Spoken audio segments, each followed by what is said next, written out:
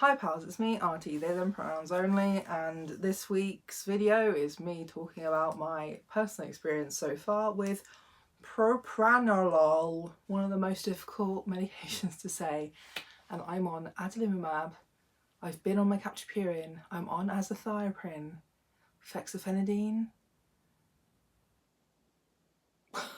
Like, come on. I feel like Propranolol is the most difficult medication I've been on to say. But anyway, so my little story to explain how I got here. Initially, we were waiting for me to see cardiology in December of 2023. That never happened. I spoke to somebody at the assessment and treatment team whilst I did a 2-hour assessment. Spoke to them about it and they said, yeah, that could be a good idea considering a lot of your anxiety symptoms. Then when I found out I had no cardiology appointment anytime soon coming, I pestered the mental health team throughout Christmas and into the new year until they arranged for an ECG to be done, and then they were just going to prescribe the propranolol to me. So that all happened. Why I wanted to try this medication at least. So you know, if you've been around for a while, I have had a higher heart rate for quite a long time, and I've had some really annoying higher blood pressure issues, particularly or mainly because of / around the times of having started steroids and been on them for so fucking long. I did do a recent blood pressure reading at home because of they wanted, the GP practice was like, before we re-prescribe you your ADHD meds and your pregabalin, please fill in this survey that's basically now going to replace yearly or whatever medication, I don't know, checkups or what the fuck ever, which is good for me. I spend enough time in doctor's appointments. I don't need to go to like a yearly review, really. I'm being reviewed regularly by different fucking teams, so I don't need that, so I was fine. But they wanted a blood pressure reading, so I did one, and actually it was pretty decent. I think it was 100/76 or 78. I was like, slay. Seeing as like all of my other blood pressure readings, especially anything outside of the house, have been really high, and back when I was doing my ADHD titration it was quite high then as well. I'm pleased that it's at least back to normal sometimes. This is something I have directed to the cardiology team of like, my blood pressure doesn't seem to do just one thing, so I don't know if that's something I should be concerned about. But yeah, so I've had my high heart rate for most of, if not all of my life, as well as the palpitations, which I didn't know what those were until recently, actually. And it's just hearing your heartbeat really loudly in your ears. I thought palpitations were like a dodgy rhythm, but no, I think that's arrhythmia. But yeah, nobody's ever actually specifically clarified what palpitations are in all of my years. So palpitations, hard heartbeat, feeling and sound is basically how it's described. Yes, my blood pressure creeping up over the years since starting steroids, because beta blockers can help blood pressure as well, even though they're mainly for heart rate. They can help with blood pressure too. Don't ask me, I don't know. I do not know. Propranolol seems to be like a secret magic medication that can do all sorts of shit, kind of like SSRIs, except it actually works. Sorry. Sorry to anyone who's actually on SSRIs that help with other things. But yeah, it got progressively worse where I was starting to get that horrible, just constant fight or flight response, anxiety all the time. No thoughts, just body responding. That was, yeah, just physical symptoms, nothing that I could CBT my way out of, you know. It was just my body permanently reacting to the fact that I have been in a trauma response for most of my life, if not all of it, And anytime I feel like I can have a tiny little break or I'm pushed into overdrive, my system has a fucking meltdown. So this was going on from like June of 2023, and it was progressively getting worse. So yeah, it was things like the heart rate and palpitations. I was shaking with this, sweating. The facial flush had gotten so out of control that there was just nothing. It didn't matter what I did, even if I avoided all of my like contact triggers or like food triggers. Stress is one of the biggest triggers for a lot of these issues, and particularly my facial flush. And where even if I'm not stressed, my body was already stressed in fight or flight mode. So didn't matter what I was doing, I was just in a very stressed physical state. Nausea, which I was trying to get investigated, but I genuinely just think it was my body completely dysfunctioning, as well as the upset stomach, breathlessness that has gotten so much better on propranolol. Another thing I do not understand how or why that is a thing. The chest pains I also occasionally do get, and the possibility of it helping migraines, because I do get migraines and headaches on and off. I usually end up in like flare-ups of migraines where they're like almost constant for like a few weeks to a few months, and then I'm fine for ages. This happens on repeat. Or also I have more acute episodes. They include auras, which is why I've had to change certain medications in the past. Because I've had, I think, 4 aura migraines total. I think I had 2 within like quite a close span of time, but otherwise they were like yearly gaps or something similar. But after my first one, I changed my contraceptive to progesterone only. That still remains one of my funniest and most frustrating experiences in healthcare, because I was speaking to the GP receptionist on the phone whilst laying in my bed in the dark, literally can't see. And they were like, "Can you get here?" And I was like, "No, I've just told you there's no one who can drive me, and I can't just walk there, and I can't drive myself because I can't see." I don't think there's any physical examinations that need to be done, but I do need to speak to a GP. Like, now, babe. Could you get here? No, I can't see. I can't see. It's mental illness. It's me. I'm mentally ill because of experiences like that. So yeah, as I really sort of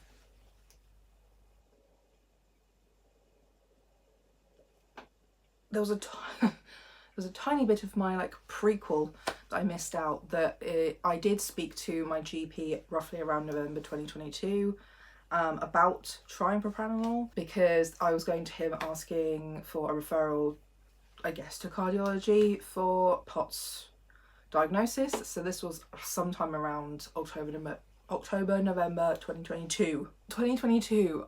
When did I speak to the cardio?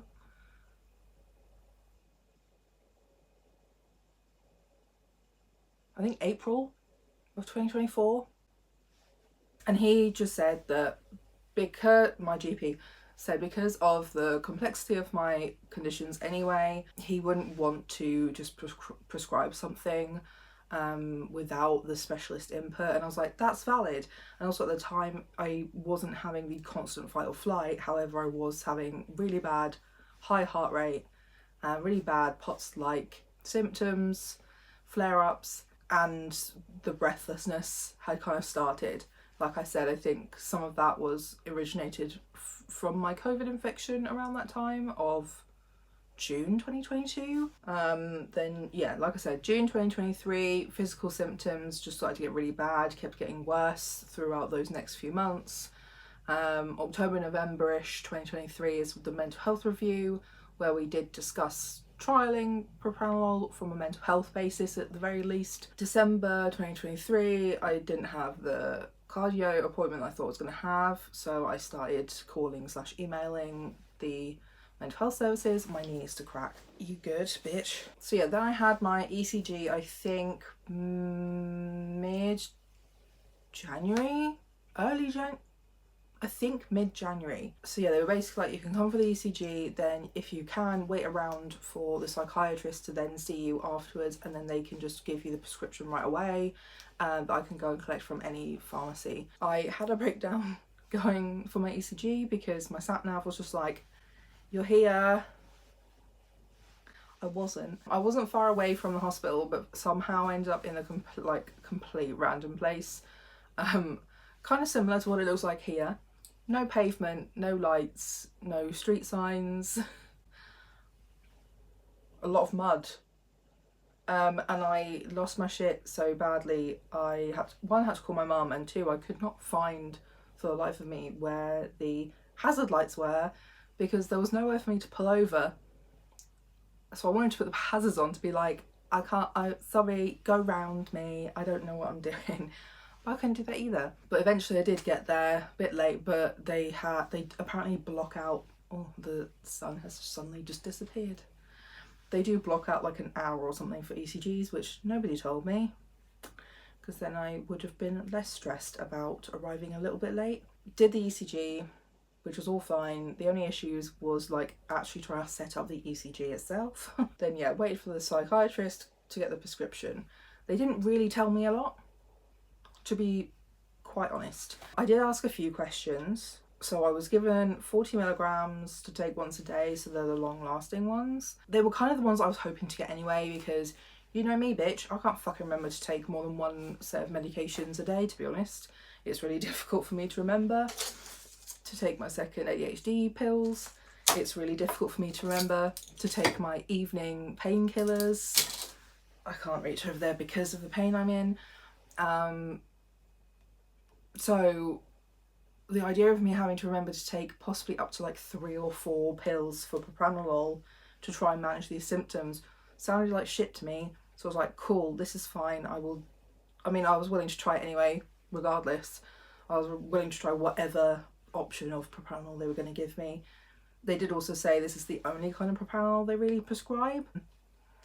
I was like, okay. I can't remember what other questions I asked, but like, yeah, I did like ask to clarify that it was the longer lasting one. Yeah, I can't remember what else I asked. It was quite a while ago now, because I was going to make this video like a few months ago, but I kind of felt like, actually, I feel like it's a bit too soon. I want to be on it for a bit longer, see if there's any changes of me being on it. And then also, you know, I had my tilt table test recently where I did come off of it, and wow, was that horrible. I feel able to make this video now because I am a bit more aware of those differences and like the longer lasting effect for me personally. So yeah, amazing for all of my physical symptoms. So yeah, the heart rate, obviously, first one, it's still considered a little bit high, but it is way lower and more level than when I'm off propranolol. I mentioned, I think, in my tilt table test that the day before my tilt table, I was also off the propranolol, and my heart rate was getting to like 140, 150 just standing around. Whereas like, I mean, at the moment it's 95-ish, and that's because it is 4 p.m, but also I'm sat up and I'm sort of energetically talking at my camera. Whereas like my resting heart rate would be like 90, maybe 85 before propranolol, whereas now it's definitely like 85 and under, and that's just resting, doing literally nothing, laying flat, having like just woken up or just gone to bed kind of vibes. And then yeah, I mean, I haven't kept a lot of an eye on my blood pressure generally. But like I said, in my hospital appointments, it's still been very high. I don't know whether that's just because being in hospital, being upright, being like more physically active is something that sets off my blood pressure more. Whereas, like I said earlier, having taken it at home where I could sort of like actually rest and lay down, it was way more normal. So I'm hoping that's, I don't know, either we figure it out or it's just that my heart rate is a lot, no, my blood pressure is better at home, and maybe it's just triggered in hospital settings. I don't know. But yeah, I'm hoping that means that maybe long term my blood pressure is coming back down to normal, maybe a mixture of being on propranolol and coming off of steroids, as I am also in the process of starting to taper again down from 5 milligrams. The one main thing for me personally was that I did start having migraines, like when I started, which propranolol can cause migraines apparently, but also I think generally there is an adjustment period to being on propranolol, which is why I'm surprised nobody really told me or warned me about it at all. Another friend of mine is on it. A different friend of mine has recently started it and has been having her own symptoms that she's adjusting to. So I've said to her, like, yeah, it took me about 3 weeks for my migraines to settle. And she said that the symptoms she's having started when she started the propranolol, and I was like, yeah, that's what happened with me and my migraines. Is I started propranolol and then I started having a migraine flare for 3 weeks, basically non-stop. It was horrific. However, like, pros and cons, the cons were not outweighing the pros in this circumstance, because all of these horrible physical symptoms that I was having before were like basically gone, but now I was having migraines. So I was, like I said, I was hoping it was just an adjustment period, and it was, because they did stop and go away. I'm now currently getting them, but I think everyone's getting them because of the fucking weather. So I'm blaming atmospheric pressure for my current migraines, because everybody around me is like, oh yeah, my migraines are really bad right now too, and our weather's been fucking weird. So yeah, for me, the propranolol triggered migraines for like 3 weeks. You might have a different thing triggered, you might not have anything triggered, but like, I would just say, just keep an eye on those symptoms. Let your doctors know if they're carrying on for a long time or really unbearable. Like, I have migraines like that semi-regularly. I can kind of just move on with my life, adapt around it, and hopefully it goes away, and it did for me. Whereas some people are not able to do that, or they are so bad that they are just not something you can adapt to for even for a short period of time. But yeah, like, literally just keep notes of dates, times, if there were any other changes, and then just let your doctors know. I didn't really have super easy access to the person who prescribed the medication, because it's not really someone I see regularly, and there was nobody else really that I could speak to about it. So I was just hoping for the best, and if it was going to keep carrying on, then I would have tried to find the right contact details for the mental health team. It was getting closer to when I needed to get a repeat done. I was told from the mental health team to just like request it from the GP because they'll have the details. So I did that, but I had to have an appointment with a GP first because it was a medication that they have never prescribed to me before, which I don't think has ever happened to me in the past, except from when I was having those issues with pregabalin. I think the pain management team suggested I go back on it to trial. However, that might have been like partially my bad for not reading the letter that said more details. But this time round, yeah, it was just nobody just mentions anything to me. Like, say the things to my face, please. But yeah, so like, I had to go to see a GP first. My GP wasn't free. No one was free actually, really, except from I think 2 random GPs I'd never spoken to before, within the amount of time that meant that I wouldn't have to stop cold turkey and start again. So I needed the meds. I booked in with a GP who was actually very nice on the phone, so she's someone I'm open to speaking to again in the future. She was pleased I was having a good experience generally of the medication and just sorted out the repeat for me. I have found out recently that my propranolol is technically under as like acute medication and not like my long-term repeats. So I have to keep like specifically typing in all those details on pharmacy to you or whatever to request this medication, because it's not on my repeats list, which like sounds like a really minor issue, but having ADHD and being quite forgetful, part of what that list of medications does is helps prompt me as to like what medications do I actually need. And actually there are lots of issues I have with pharmacy to you, but they at least sort of just tell you when you last put an order in as well, which is helpful to know, like, oh, the month is up, or like the month since I last requested is up, so I need to put in a request again. So it's a bit annoying to not really have that for Propranolol, especially as it's one I think I have to keep requesting monthly. So yeah, I'm not sure why it's under acute. Don't know who I'm supposed to speak to about changing that, because I don't plan to come off of this fucking medication anytime soon unless somebody else can help fix some of these issues that Propranolol's helping. For me, I find that the long-lasting medication does work relatively well for me, at least at the moment. Again, like I think as I said in my ADHD medication videos, is that I understand that medications may not work the same forever for lots of different reasons. So yeah, for now it's working fine. I know other people who are on short-acting propranolol 3 times a day, but I think that must be maybe through like physical health side of things, because it seems like everyone, I don't know.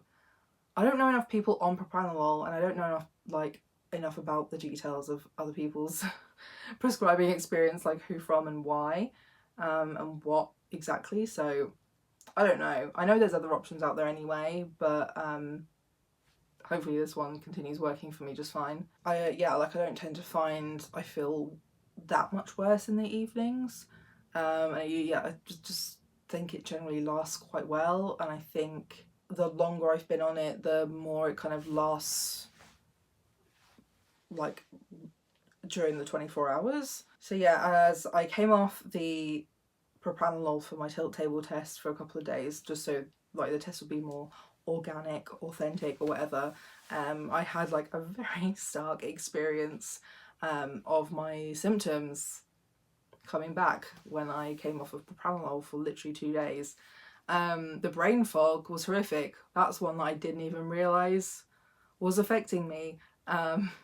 I just could not think well enough to string a sentence together. The breathlessness was back and was really, really bad.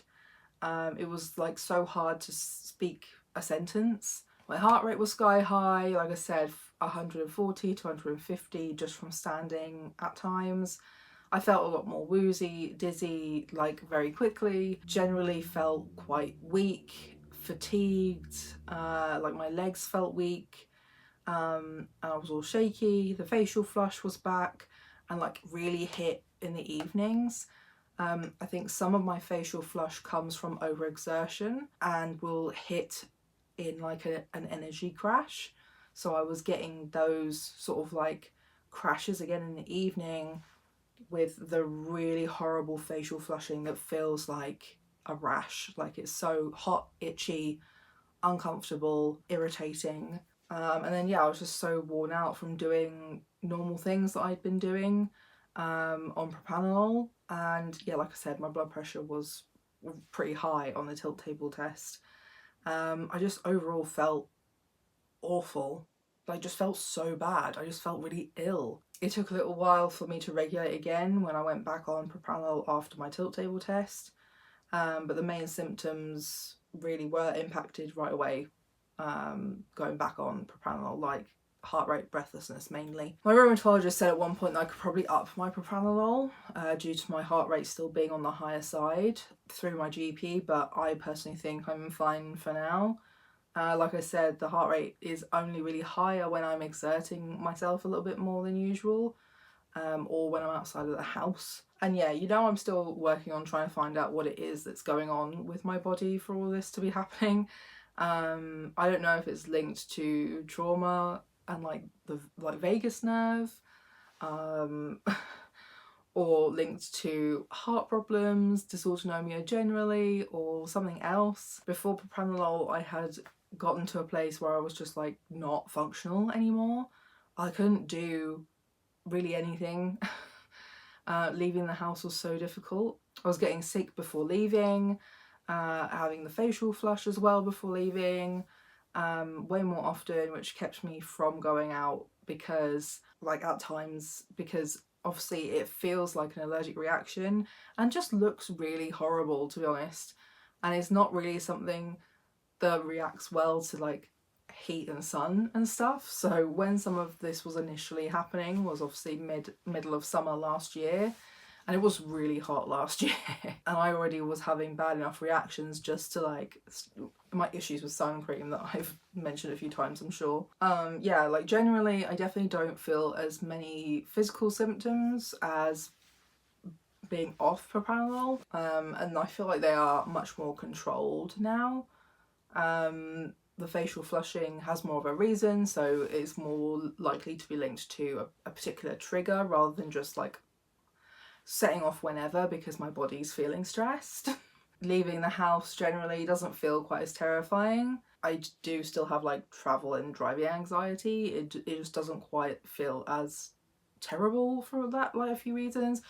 Also, I now have my disabled parking badge, which is great. That helps with a lot of other like anxiety issues I have around driving too. And yeah, like I am thankful to the team, the mental health team, who helped and listened and gave me the prescription. But yeah, I do wish the other teams I'm under would do more to work out what it is that's causing all these issues. And yeah, like I think generally in this case I am open to hearing suggestions from people who are watching the video of what could cause a constant fight or flight response like that. At least, because that, is it the fight or flight response, or am I just feeling like it's the fight or flight response? And then is there a difference, honestly? You know? But like that fight or flight response was causing all of those physical symptoms. So as my own personal list of possibilities has been shrinking, I'm open to people's thoughts and ideas on this, whether it's your own personal experience, you're a medical professional who's seen this before, or you're just kind of like a medical research nerd like me. I'm open to hearing what your thoughts might be on the symptoms I've discussed here, and particularly like the cause of those and the fight or flight response I was having. However, please steer clear of giving me advice. I do not want advice at the moment. I just want some thoughts of what this could possibly be so that I can look into it first, so I can try and get this figured out before either asking for advice, needing advice, or looking into what I can do about it. Because I'm doing all the things that come up for this shit or I have been, or I've tried it. So no advice, however, no advice on like how to deal with it. However, advice on what kind of doctors to see, tests to request, you know, that sort of thing, what to be, other symptoms to be looking out for that I might not have mentioned here that are like part of that puzzle of working out what diagnosis or not diagnosis I've got. Like a good example of what I'm not looking for is the responses I got to this video, weirdly. I was getting facial flush during this video because I think I was filming this when I was still recovering from my virus I had earlier this year.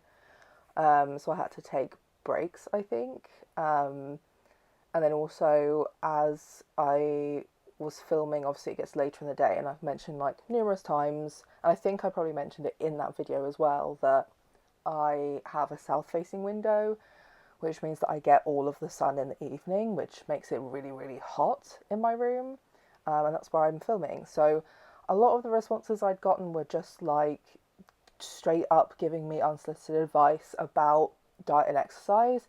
Nobody actually mentioned the reason for why they were giving this advice, and only one person really gave me a response on that. When I was like, why is everyone giving me this advice? One person responded saying, well, facial flush could be linked to high blood pressure. I was like, cool, could you have just fucking said that instead? Hello, I'm autistic, nice to meet you. I don't get it. Because I mean, as someone who's chronically ill and has been chronically ill for years and is very complex, I get a lot of this shit just like all the time, regardless of what's wrong with me. Like, people just say, oh, diet and exercise. It doesn't fucking matter what's wrong with you. Diet and exercise.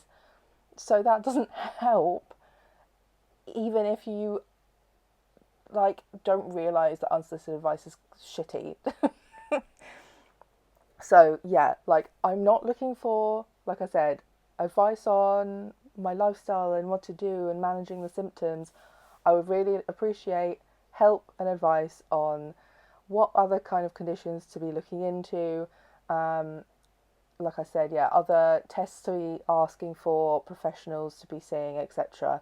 I do now technically have a dysautonomia diagnosis. I can't remember what one it is specifically because the the letter was very vague. So honestly, all of this may just be that. Who knows?